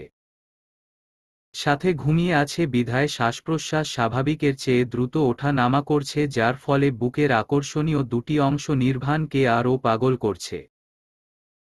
সে নিজের একটা হাত এগিয়ে আলগোছে ছুঁয়ে দিল। সানায়া তৎক্ষণাৎ কেঁপে উঠল, ধপ করে চোখ খোলে। চোখ জোড়া রক্ত জবার ন্যায় লাল হয়ে আছে। নির্ভানকে এভাবে দেখে একটু অবাক হল না সানায়া, যেন এটা খুব স্বাভাবিক। হ্যাঁ, স্বাভাবিকই তো, এটা সব সময় করে নির্ভান, তাই এটা নিয়ে বেশি না ভেবে নিজের দৃষ্টি ঘোরালো দেওয়ালে। ঘড়ির দিকে তাকিয়ে দেখে নিল কয়টা বাজে। সন্ধ্যা 6টার বেশি সময় দেখে যেন হুঁশ উড়ে যাওয়ার উপক্রম। নির্ভানকে ঠেলে সরিয়ে দিয়ে উঠতে চাইল, কিন্তু এটা কি সম্ভব? উহু, সামনে থাকা নির্ভান সম্ভব হতে দিল না। নির্ভান সানায়ার দিকে তাকিয়ে থাকে। সানায়া কেমন হাঁস পাস করছে। মৃদু স্বরে জিজ্ঞেস করল, বাসায় যাব না? নির্ভান শুনল, তবে উত্তর করে না। সে তো এখনো বউয়ের ঘুম ভাঙ্গা লাল লাল চোখ, ফোলা ফোলা গাল, হালকা গোলাপি রঙের লিপস্টিক দেওয়া শুকনো অধৈর্যরা দেখছে, যেগুলো বেশ করে টানছে তাকে। নির্ভান দেরি করে না আর খুব সূক্ষ্মভাবে দক্ষতার সঙ্গে নিজের অধৈর্যরার ভাঁজে সানায়ার অধৈর্যরা নিয়ে নেয়। সানায়া শিউরে ওঠে, সঙ্গে সঙ্গে চোখ বন্ধ করে জড়িয়ে ধরে নির্ভানকে। বেশ অনেকটা সময় নিয়ে গাঢ় একটা চুম্বনে করে ছেড়ে দিল। নির্ভান ছাড়া পেয়ে সানায়া কয়েকবার শ্বাস টানে। এখন অবশ্য আগের মতো কষ্ট হয় না, অভ্যাস হয়ে গিয়েছে। এখন দম বন্ধকর অনুভূতি হয় না, বরং এখন খুব করে ভালো লাগা অনুভব করে। সানায়া নিজের উপর কিছু নেই অনুভব করতে পেরে চোখ খোলে, দেখল নির্ভান ওঠে দাঁড়িয়ে নিজের গায়ে ব্লেজার জড়াচ্ছে। সানায়ার দিকে তাকিয়ে থেকেই অবশ্য। সানায়া এমনি লজ্জা পাচ্ছে, তার উপর নির্ভানকে এভাবে তাকিয়ে থাকতে দেখে আরও লজ্জায় মিয়ে গেল। মাথা নিচু করে শাড়ি টেনে টুনে ঠিক করে নেয়। নির্ভান ততক্ষণে ল্যাপটপের ব্যাগ হাত এগিয়ে এসে সানায়াকে নিয়ে কেবিন হতে বেরিয়ে এলো। পার্কিং এরিয়া এসে নির্ভান নিজে ড্রাইভিং সিটে বসে। সব সময় অবশ্য ড্রাইভার নয়তো স্বামীর গাড়ি ড্রাইভ করে, কিন্তু আজ ড্রাইভার আসেনি আর স্বামীরকে নির্ভান আসতে নিষেধ করেছে। আজ নির্ভান অনেকটা আগে আজ অফিস থেকে বেরিয়ে এসছে, অবশ্য স্বামীরকে বলে এসছে স্বামীর সব সামলে নিবে, যেমনটা এই গত মাস 2 ধরে সামলে আসছে। শুধু সমস্যা একটাই, স্বামীর এখন বউকে সময় দিতে পারে না আর আগের মতো এই একটা সমস্যা। এটা নিয়ে অবশ্য স্বামীর নির্ভানকে কিছু বলেনি, তবে নির্ভান এবার ভেবেছে স্বামীরকে কয়েকদিনের জন্য ছুটি দেবে, সাথে কক্সবাজার যাওয়ার জন্য সব ব্যবস্থা। নির্ভান একটু পর পর সানায়ার দিকে তাকাচ্ছে। সানায়া পাশেই বসে সন্ধ্যা এই ব্যস্ত শহরটা দেখছে, তবে ঘুমে তার চোখ বন্ধ হয়ে আসছে। এই সমস্যাটা এখন প্রায় হয়, হয়তো এত দিন এত কড়া মেডিসিন খেয়েছে তাই শরীর দুর্বল। সানায়া সুন্দর করে বসে সিটে মাথাটা এলিয়ে দিয়ে একবার নির্বাণের দিকে তাকিয়ে হালকা হেসে জানাল, ঘুম পাচ্ছে, এসো এদিকে এসে বসো, নয়তো ঘাড়ে ব্যথা পাবে। সানায়া শুনল, আলগোছে এগিয়ে এসে গুটিসুটি মেরে পা জোড়া সিটের উপর তুলে নির্বাণের কোলে মাথাটা তুলে শুয়ে পড়ল। নির্বাণ একবার মাথাটায় নিজের হাত ছুঁয়ে দিল, সানায়া বিনিময়ে আবার হাসল। এর মিনিট 5 এর মাথায় নিঃশ্বাস আওয়াজ ভারী শোনাল। নির্বাণ সেদিকে তাকিয়ে ফোন হাতে মায়ের নাম্বারে ডায়াল করল। দুবার ফোনটা বাজার পর সুমাইয়া বেগম ফোন রিসিভ করে জিজ্ঞেস করল, বাসায় আসবি কখন? মা, খাবার খেয়ে ঘুমিয়ে পড়ো, আমি আমাদের ফ্ল্যাটে যাচ্ছি। সুমাইয়া বেগম উল্টো আর কোনো প্রশ্ন করে না, আচ্ছা বলে ফোন রাখে। নির্বাণ ফোন কেটে দিয়ে একটা রেস্টুরেন্টে এর সামনে গাড়ি থামায়। আবার ফোন হাতে কাউকে কল করতে ফোন রিসিভ করে। নির্বাণ লোকটাকে কিছু বলে। তার ঠিক মিনিটের মাথায় একজন 40 বা তার আশেপাশে হবে এমন বয়সের একজন পুরুষ এলো, হাতে ওনার খাবারের প্যাকেট। নির্বাণ ওনার হাতে 2টা 1000 টাকার নোট গুজে দিল। লোকটার মুখে লম্বা চওড়া হাসির দেখা দিল। হাসিটা অবশ্য আগেও ছিল, এখন আরও দ্বিগুণ হল। খাবারের দাম কত বেশি হলে 500 বা তার চেয়ে শখানেক বেশি হবে। বাকিটা অবশ্য ফিরিয়ে দিলেও নির্বাণ নিবে না, আর না আগে কোনো দিন নিয়েছে। নির্বাণ হালকা ফিরে খাবারের প্যাকেটটা গাড়ির পেছনের সিটে রাখে, আবারও ফিরে প্রশ্ন করে, চাচি কেমন আছে? ভালো আছে বাবা, তুমি সময় করে একদিন এসে দেখে যেও। লোকটার কথায় নির্বাণ মুচকি হেসে সম্মতি দিয়ে গাড়ি স্টার্ট দিয়ে চলে গেল। আফি নিজের লাগেজ গোছাচ্ছে, সাথে একান্ত নিজেও আফির পাশে নিজেরটা গোছাচ্ছে। আফি অবশ্য একটু পর পর নিজের চোখ পানি মুছার ব্যর্থ চেষ্টা চালিয়ে যাচ্ছে। প্লিজ আফি, কান্না অফ কর, আমরা চলে আসব তো এক্কেবারে কয়েক বছর পর। আফিকে জড়িয়ে ধরে বলল একান্ত। আফি তখন নাক টানে, নাক মুখ ঘষে দিল একান্তর টি-শার্টের কাছে। একান্ত ভ্রু কুঁচকে নিল। বউ তার সুযোগে পেলেই এমন করে, যখনই কাঁদে সে সান্ত্বনা দিতে আসলেই এমনটা করে। তবে সে কিছু বলতে পারে না এ বিষয়ে। দেখবে 10 বছর পর 10টা বাচ্চা নিয়ে এসে সবাইকে চমকে দেব। আফি একান্তর এমন কথা শুনে কান্না বন্ধ করে মাথা তুলে অবাক হয়ে তাকাল। এমন একটা মুহূর্তে এসব কথা কি করে বলতে পারছে এই লোকটা ভেবে পেল না আফি। অবশ্য প্রায়শই এসব আজেবাজে কথা বলে। তবে আফি কান্না করতে ভুলে গিয়েছে। একান্ত যেন মনে মনে এটাই চাইছিল, আফির চোখের আড়ালে একটা শান্তির শ্বাস টানে। এসব উদ্ভট কথা না বললে আফি কিছুতেই এখন শান্ত হতো না। একান্তর ভাবনার মাঝেই আফি বলল, হুম, সেগুলো সব আপনার পেট থেকে আসবে। সানায়া পিটপিট করে চোখ খোলে। নিজেকে অচেনা একটা জায়গায় আবিষ্কার করে শোয়া থেকে উঠে বসে। চারদিকে তাকিয়ে বোঝার চেষ্টা করে কোথায় আছে, কিন্তু চিনতে পারে না। তবে বিছানার পেছনে মাথার উপরের দিকে তাকিয়ে ইয়া বড় একটা ফটো ফ্রেম, যাতে স্পষ্ট সুদর্শন পুরুষ নির্বাণ দাঁড়িয়ে, যাকে এক দেখায় চোখে তো লাগবেই, মনেও কোথাও থেকে যাবে, যাকে একবার দেখলে আরও একবার ঘুরে দাঁড়িয়ে দেখতে মন চাই, আর সেই দেখায় চোখ ফেরাতে ইচ্ছে করবে না, যেমনটা এখন করছে না এই সানায়া নামের রমণীর। ছবি কেন লাইভ টেলিকাস্টেই দেখো না? হঠাৎ নির্বাণের কণ্ঠে পাশে তাকিয়ে সানায়া অর্ধনগ্ন নির্বাণকে দেখতে পেল। তবে নির্বাণের পেছনে পাশের দেওয়ালে চোখ যেতেই অবাক হলো, সাথে চোখ জোড়া বড় বড় করে একবার নির্বাণের দিকে তো একবার দেওয়ালের দিকে তাকায়। নির্বাণ পেছনে ফিরে না, সোজা বিছানার সাইড দিয়ে ঘুরে গিয়ে বা পাশের দেওয়ালে লাগানো কাবার্ড থেকে নিজের ড্রেস বের করে চেঞ্জ করে নেয়। সানায়া সে দিক হতে চোখ ফিরে নিয়ে আবারও দেওয়ালের দিকে দৃষ্টি স্থির রেখে প্রশ্ন করল, আপনি আমায় আগে থেকে ভালোবাসতেন? কেন তুমি জানতে না? নির্বাণ পাল্টা প্রশ্ন করে। সানায়া এবার বিছানা হতে নামল। এগিয়ে গিয়ে ঠিক নির্বাণের বরাবর দাঁড়াল। মৃদু স্বরে আওড়াল, আমি জানতাম না, বা কখন চেষ্টা করিনি। কিন্তু আপনাকে পাওয়ার আপ্রাণ চেষ্টা আমি সব সময় করতাম। চলো খাবার খাবে। ফ্রেশ হয়ে এসো। ড্রেস চেঞ্জ করবে। নির্বাণ প্রসঙ্গ পাল্টাতে চাইল। সানায়া বুঝতে পারে, তাই ওই বিষয়ে আর কথা বাড়ায় না। তবে হঠাৎই মনে হলো ওর তো এখানে কোন ড্রেস নেই। মলিন হলো মুখ হতাশার স্বরে জানায়, আমার কাপড় এখানে নেই তো। আমার শার্ট দেব? নির্বাণ ফট করে জিজ্ঞেস করল। সাথে সাথে সম্মতি দিয়ে দিল সানায়া। দিন। নির্বাণ এগিয়ে গেল আবারও কাবার্ডের দিকে। সেখান থেকে একটা সাদা স্লিভলেস এর শার্ট নিয়ে ফিরে এলো। সানায়ার হাতে দেওয়া মাত্রই চোখ মুখ কুঁচকে নিল। মিনমিন করে জানতে চাইল, এটা পরতে হবে? না পরলেও সমস্যা নেই আমার। এটা পরা আর না পরা সমান, অসভ্য পুরুষ। বিড়বিড় করে বলল সানায়া। নির্বাণ শুনে তবে না শোনার মতো করে রুম হতে বেরিয়ে এলো। রান্নাঘরে গিয়ে সাথে আনা খাবারগুলো একটা প্লেটে করে নিয়ে আবার রুমে ফিরে এলো সাথে পানির বোতল। রুমে এসে নির্বাণ খাবার সেন্টার টেবিলে রেখে ফোন নিয়ে সোফায় বসে পড়ল। সানায়া বেশ অনেকটা সময় পর খট করে ওয়াশরুমের দরজা খুলে বেরিয়ে এলো। পরনে শার্টটা প্রায় হাঁটু ছুঁই ছুঁই করছে, তবে শরীর সব ভাঁজগুলো স্পষ্ট ছিল, সাথে মেয়েলি গোপন বস্ত্র দৃশ্যমান।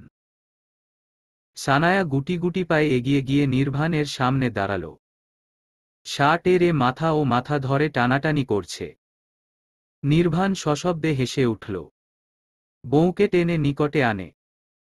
নিজের এক উরুর উপর বসিয়ে শক্ত করে চেপে ধরে নিজের সাথে। সানায়া শরীর কম্পিত। কণ্ঠনালী অস্বাভাবিকভাবে কাঁপছে। আজ এত মাস পরেও নির্বাণের ছোঁয়া সানায়া প্রথম দিনের ন্যায় কেঁপে ওঠে। এত কাঁপাকাঁপির কি হল? এখনো তো কিছু করলাম না। নির্বাণ নেশাতুর কণ্ঠে বলল। সানায়া ছাড়া পাওয়ার চেষ্টা করে বলল, ছাড়ুন। পাশে বসায় নির্বাণ সানায়াকে, তবে নিজের হাতটা বউয়ের কোমরে চেপে ধরে আছে। বাম হাত সানায়ার কোমরে রেখেই ডান হাতে খাবার প্লেট হাতে নিয়ে বউয়ের হাতে দিল। সানায়া কোনো শব্দ করল না, চুপচাপ খাবার তুলে নির্বাণকে খাইয়ে দিতে লাগল। তুমিও খাও। সানায়া যেন এটার অপেক্ষায় ছিল। টুপ করে নিজের মুখেও খাবার তুলে নির্বাণ তখন মুচকি হাসল। সানায়া যখনই নির্বাণকে খাবার খাইয়ে দিবে, যতক্ষণ পর্যন্ত তো না নির্বাণ তাকেও খেতে বলবে ততক্ষণ পর্যন্ত খাবে না। এটা আগে নির্বাণের বিরক্ত লাগত, তবে এখন আর লাগে না। খাবার শেষ, নির্বাণ এটো প্লেট আবার রান্নাঘরে রেখে আসে। আর আসার সময় এক মগ কফি নিয়ে এলো হাতে করে। প্রথমে সানায়া একবার চুমুক দিল, এরপর নির্বাণ দ্বিতীয়বারও দিল, কিন্তু এরপর আর নির্বাণ সানায়াকে দিল না। বউয়ের ঠোঁট বসিয়ে চুমুক দেওয়া স্থানে নিজের ঠোঁট বসিয়ে সবটা কফি শেষ করে। সানায়া মাথা নুইয়ে বসে রইল। নির্বাণ কফি শেষ বউ কোলে তুলে বিছানার উদ্দেশ্য হাঁটা ধরল। সানায়া নির্বাণের গলা জড়িয়ে ধরে বুকে মুখ গুজে। আজ অনেক দিন হয় নির্বাণ বউয়ের দ্বারে পারে আসেনি। বউ অসুস্থ, তার সেখানে তার পুরুষত্ব চলে। যেখানে বউ তার ভালোবাসার মানুষ, বউয়ের কষ্ট মানে তার নিজেরও কষ্ট। তাই এক বিছানায় এক বালিশে থাকার পরেও বউকে কোনোভাবে আদুরে স্পর্শ করেনি। সানায়া অবশ্য অনেকবার বাহানা করে ছলে বলে গভীর স্পর্শ পাওয়ার চেষ্টা করছে। নির্বাণ বুঝতে পারত, কিন্তু নির্বাণ প্রতিবারই এড়িয়ে গিয়েছে। সেও একজন প্রাপ্তবয়স্ক পুরুষ, সেখানে তারও বউকে ভালোবাসতে, বউয়ের ভালোবাসা পেতে মন সত্তা সবই চেয়েছে। তবে সব সময় সব জিনিসের চাওয়া পূর্ণ করা যায় না।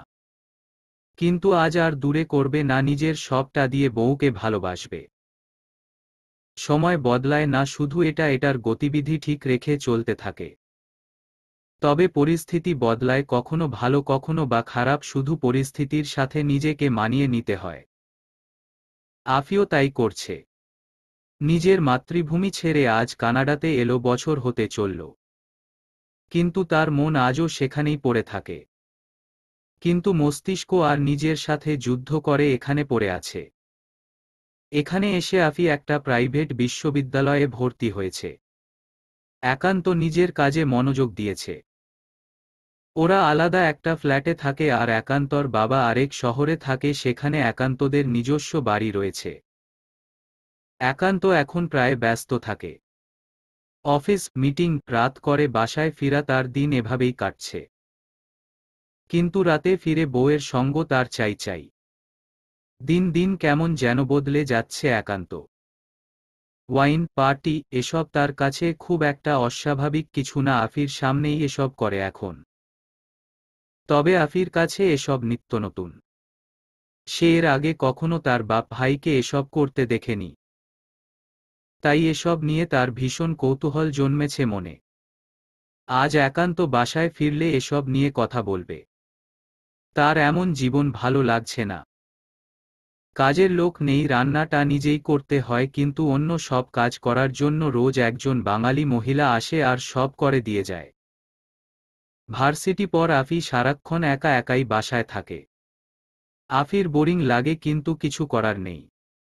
আফি রাতে নিজের জন্য হালকা খাবার রান্না করে খেয়ে নিল। একান্ত রাতে ফিরে কখনো খাবার খায় না। জিজ্ঞেস করলে বলে বাইরে থেকে খেয়ে এসছে। উল্টো ফিরিয়ে আর প্রশ্ন করে না তুমি খেয়েছ। আফির অবশ্য প্রথম প্রথম খারাপ লাগতো, ভীষণ কষ্ট হতো। সে তো নিজের পরিবার ছেড়ে আসতে চায়নি, একান্ত নিজে নিয়ে এসছে জোর করে। তবে এখন কেন এত অবহেলা? আগে এসব ভেবে কষ্ট হতো, বাড়িতে অনেকবার বলতে চেয়েও পারেনি। কিন্তু এখন আর কোনো কিছু খারাপ লাগে না। কেন লাগবে, এখন তো সয়ে গিয়েছে একটা বছর, কম সময় নাকি। কলিং বেলের শব্দ পেয়ে আফি সোফা ছেড়ে উঠে এগিয়ে গিয়ে দরজা খোলে। একান্ত দাঁড়িয়ে আছে, আজও হয়তো দামি কিছু লাল পানি গিলে এসছে, আফির বুঝতে এক সেকেন্ড সময়ও লাগে না। একান্ত ঝাপসা চোখে একবার আফির দিকে তাকিয়ে হালকা ঢুলতে ঢুলতে বেডরুমে চলে গেল। আফি নিজেও পেছনে পেছনে গেল। একান্ত ওয়াশরুম থেকে ফ্রেশ হয়ে বেরিয়ে এলে আফি নরম স্বরে ডাকল, শুনছেন? হ্যাঁ হ্যাঁ বল। একান্ত চমকে ওঠে বলল, আমি দেশে যেতে চাই। একান্তর পিটপিট করে চেয়ে থাকা চোখগুলো হঠাৎ বড় বড় হয়ে গেল। এগিয়ে এসে আফির দুই বাহু খাবলে ধরল। দাঁতে দাঁত চেপে বলল, তুই কি ভাবিস দেশে গেলে তুই আমার কাছ থেকে মুক্তি পেয়ে যাবি? না, তুই শুধু আমার আর আমার হৃদয়ে, তুই সেখানে, তুই চাইলেও আমার থেকে তোর মুক্তি নেই। প্লিজ আমায় দেশে পাঠিয়ে দিন। আমি এমন জীবন চাই না। আমি আমার সন্তানকে নিয়ে সাধারণভাবে বাঁচতে চাই। কথাগুলো বলতে বলতে আফি কান্না করে দিল। একান্ত হঠাৎ করেই আফির বাহু ছেড়ে দিল। অতঃপর ঝাপটে জড়িয়ে ধরে। আফি হঠাৎ এহেন ঘটনা হকচকিয়ে উঠে। কান্না ভুলে পরিস্থিতি বুঝার প্রয়াস চালাল। আফি নিজের কাঁধে তরল কিছুর অস্তিত্ব অনুভব করতে পারল। বুঝতে পারল একান্ত কান্না করছে। কিন্তু আফির কোনো পরিবর্তন হল না, সে ঠেলে সরিয়ে দিল একান্তকে।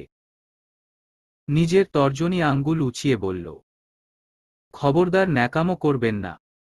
আমি এই মাসের মধ্যে দেশে যেতে চাই, মানে চাই। আর হ্যাঁ, ভুলেও আপনি আমার সাথে যাওয়ার চেষ্টা করবেন না। আগামী 1 বছর আপনি আমার এবং আমার অনাগত সন্তানের দ্বারে ঘেঁষার চেষ্টা করবেন না। আর যদি করেছেন তবে এর ফল ভালো হবে না। আফিফ, মাথা ঠিক আছে? কি বলছো এসব? আমার বাচ্চা, আমার অস্তিত্ব, আমি ওর কাছে যাব না। আর তুমি, তোমাকে ছাড়া অসম্ভব। এতদিন তো সম্ভব ছিল। সবটা না জেনে তুমি এটা কি করে করতে পারো? সব করতে পারি। আপনিও করেছেন। আর কি জানার কথা বলছেন? আপনার সব আমার জানা হয়ে গিয়েছে। আফিকে একান্ত কোনো কথা শোনাতে পারল না। শুনলি বা আফি? আফি সব সময় শান্তশিষ্ট, কোনো কিছু নিয়ে কখনো বাড়াবাড়ি করে না, সব সময় সব কিছু স্বাভাবিক ন্যায় মানিয়ে নেওয়ার চেষ্টা করে। কিন্তু আজ, আগে কখনো এমন করেনি, আজ প্রথম। আফি এতটা ক্ষেপেছ? একান্তকে রেখে আফি গিয়ে শুয়ে পড়ল। একান্ত সোফায় বসে পড়ল। সে কি ভালো করতে গিয়ে কিছু খারাপ করে ফেলল? সানায়া বসে আছে ডাইনিং টেবিলে, সামনে ধোয়া উঠা নুডলসের বাটি। ঘুম থেকে একটু আগেই উঠে এসছে। আসার সাথে সাথেই সুমাইয়া বেগম দিয়ে গিয়েছে। তিনি এখন রাতের রান্না করবে। কাজের লোকেরা সাথে সাথে এটা সেটা এগিয়ে দিচ্ছে। এখন 7টা বাজে। নির্বাণ হয়তো ঘণ্টাখানেক এর মধ্যে এসে পড়বে। নিজাম সাহেব কাজের জন্য শহরের বাহিরে গিয়েছে। সানায়া আস্তে আস্তে চামচ দিয়ে নেড়েচেড়ে খাবার মুখে তুলে। খাবার প্রায় অর্ধেক, তখন খটখট শব্দ হল। সানায়া বুঝতে পারে আমেনা খাতুন এসছে। তিনি এসেই সানায়ার পাশের চেয়ারটায় বসল। টুকটাক কথা বলতে লাগল। তার মধ্যে তিনি হঠাৎ সানায়াকে বলল, বছর 3 তো পেরিয়ে গেল, আমার শখটা পূর্ণ করে দিলি না। সানায়ার হাসি হাসি মুখটা নিমেষেই চুপসে গেল। মুখের খাবারটা কোনো রকম গিলে নিল। মিথ্যা হাসার চেষ্টা করে বলল, দাদি তুমি তোমার নাতির সাথে কথা বলো। সানায়ার এরূপ কথায় আমেনা খাতুন ভাবল হয়তো নির্বাণ রাজি নয় বাচ্চা নিতে। তাই সানায়া নির্বাণ এর সাথে কথা বলতে বলেছে। তিনি ভাবলেন রাতে এটা নিয়ে কথা বলবে। রাতে খাবার টেবিলে নির্বাণকেও আমেনা খাতুন বলল। সাথে আরও অনেক কিছু। ওনার বয়স হয়েছে, বাঁচবে আর কয়েকদিন, তাড়াতাড়ি যেন বাচ্চা নিয়ে নেয়। নির্বাণ নীরব রইল। এই সব কথার বিপরীতে কি বলবে সে বুঝতে পারেনি। খাবার শেষ, নির্বাণ চলে গেল রুমে। সানা ও আমেনা খাতুন আর সুমাইয়া বেগম এর সাথে অনেকটা সময় আড্ডা দিয়ে রুমের জন্য হাঁটা দিল। সে এতক্ষণ সবার সাথে স্বাভাবিক থাকলেও সে ভেতরে ভেতরে অস্বাভাবিক। তার সব কিছু অসহ্য লাগে। অ্যাক্সিডেন্টের পর আজ 1.5 বছর হতে চলে। এর মধ্যে যতবার নির্বাণ ওর কাছাকাছি এসছে, গভীর স্পর্শ করেছে, কোনো বারই কোনো প্রোডাকশন ব্যবহার করেনি নির্বাণ, না সানায়া কোনো পদ্ধতি অবলম্বন করেছে। তাহলে কেন কিছু হলো না? সে নিজেও এটা নিয়ে চিন্তিত ছিল। নির্বাণ এর সাথে অনেকবার এটা নিয়ে কথাও বলেছে, কিন্তু নির্বাণ প্রতিবার এটা সেটা নিয়ে বলে এড়িয়ে গিয়েছে। তার ভাষ্যমতে আল্লাহ যখন চাইবে তখন হবে। এসব নিয়ে কারোর উপর জোর আছে নাকি? সানায়া রুমে এসে আলমারি হতে রাতের পোশাক নামিয়ে নিয়ে ওয়াশরুম চলে গেল। নির্বাণ তখন বিছানায় বসে ল্যাপটপ কোলের উপরে রেখে কিছু করছিল, কিন্তু বউকে অন্যমনস্ক দেখে বুঝতে বাকি থাকে না সানায়ার চিন্তার কারণ। নির্বাণ এটা নিয়ে মাথা ঘামাল না। নিজের কাজ শর্ট করে শেষ করে ল্যাপটপ রেখে শোয়ার জন্য বিছানা ঠিক করতে লাগল। ততক্ষণে সানাও এসে গেল। চুল আঁচড়ে সুন্দর করে একটা বিনুনি করে নিল। গায়ে একটা চা পাতা কালার স্লিভলেস এ নাইটি। আগের চেয়ে দেখতে বেশ নাদুস হয়েছে। দেখতে বেশ আদুরে লাগে। নির্বাণ বউয়ের পেছনে দাঁড়িয়ে সবটা অবলোকন করল। কিন্তু বউ তার দিকে মিররে প্রতিবিম্বর দিকে একবারও তাকাল না। সানায়া নিজের কাজ শেষ বিছানায় যাওয়ার জন্য ফিরলে নির্বাণ যেতে দেয় না। নিজের 2 হাতের আঁচল নিয়ে বুকে জড়িয়ে ধরে মৃদু কণ্ঠে বলল, এতটা কেন আশাহত হচ্ছ? আল্লাহ যখন ইচ্ছে হবে তখন দিবে। চলুন না ডক্টরের কাছে যাই। সানায়া নির্বাণের গলা জড়িয়ে ধরে আবদার স্বরে বলল। নির্বাণ সেটা পাত্তা না দিয়ে জিজ্ঞেস করল, সুস্থ হয়ে গিয়েছ? আরও একদিন আগে, সানা জবাবে বলে। সানায়া বুঝতে পারে নির্বাণ বিষয়টা এড়িয়ে যেতে যাচ্ছে। তাই নিজেও আর কিছু বলল না। দেখা যাক আল্লাহ কি করে। নির্বাণ সানায়ার ভাবনার মাঝেই কোলে তুলে নিল। বউকে শুইয়ে বউয়ের গলায় মুখ গুজে রইল। সানাও জড়িয়ে ধরে থাকে সেভাবে। বেশ অনেকটা সময় এভাবে থাকল। কিন্তু নির্বাণ, সে কি থাকল সেভাবে? না, নিজের হাতের এলোমেলো স্পর্শ বউকে দিশেহারা করল। সানাও সঙ্গ দিল স্বামীর। আরও একটা মধুচন্দ্রিমা রাত পার করল তারা। একান্ত আজ অফিস যায়নি। সকালে ঘুম থেকে উঠেই ফ্রেশ হয়ে কিচেনে চলে গেল। ঝটপট নাস্তা বানিয়ে কফির জন্য পানি বসালো চুলায়। এদিকে আফি ঘুম থেকে ওঠে কিচেন থেকে টুংটাং শব্দ পেয়ে ভ্রু কুঁচকে নিল। আজ 1 বছরের বেশি সময় হয় সে এই ফ্ল্যাটে থাকে, এর মধ্যে কখনো কেউ রান্না করে নিয়ে সবাই সব করে রেখে যায়, আফি রান্না করে। আর একান্ত নিশ্চয়ই অফিস চলে গিয়েছে, তাহলে কিচেনে কে হতে পারে? আফি গা হতে কম্বল সরিয়ে ওঠে, পা টিপে টিপে এগিয়ে গেল।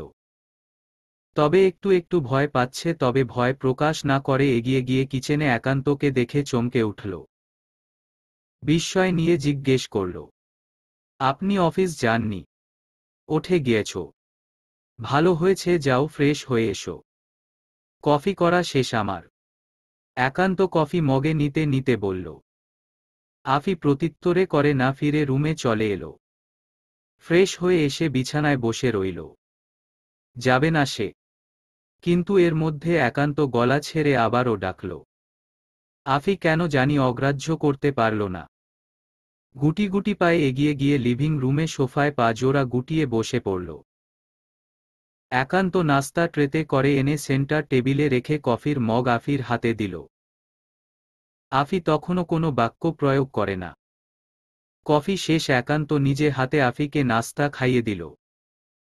আফি প্রথমে বারণ করলেও পরে চুপচাপ খেয়ে নিল। সত্যি বলতে আফির নিজেরও ভালো লাগছে। ডক্টরের কাছে যাব একটু পর। একান্ত আফির মুখ মুছে দিতে দিতে জানাল। আফি ভ্রু কুঁচকে নিল। আফি কঠিন স্বরে বলল, আমি যাব না। তোমাকে যেতে হবে না। আমি আমার চ্যাম্পকে নিয়ে চলে যাব। মানে? আফি ভ্রু কুঁচকে জানতে চাইল। একান্ত এবার ঝুঁকে এলো। নিচে বসে আফির কোলে মাথা রেখে আফির লেডিস গেঞ্জির উপর দিয়ে পেটে পর পর কোবার ঠোঁট বসিয়ে চুমু খেল।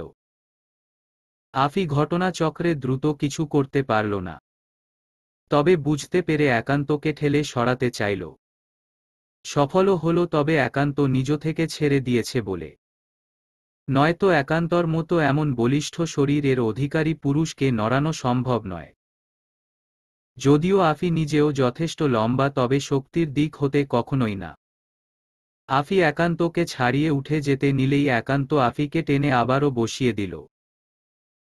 অতঃপর নিজে মেঝে হতে ওঠে আফির পাশেই বসে আফিকে ধাক্কা দিয়ে সোফায় শুইয়ে দিয়ে নিজেও আফির উপর ঝুঁকে নিজের অধর আর আফির অধর এক করে দেয়। আফির সারা শরীর অবশ হয়ে গেল। শরীরে মৃদু কম্পন অনুভব করে একান্ত, যা আরও মাতাল করে একান্তকে।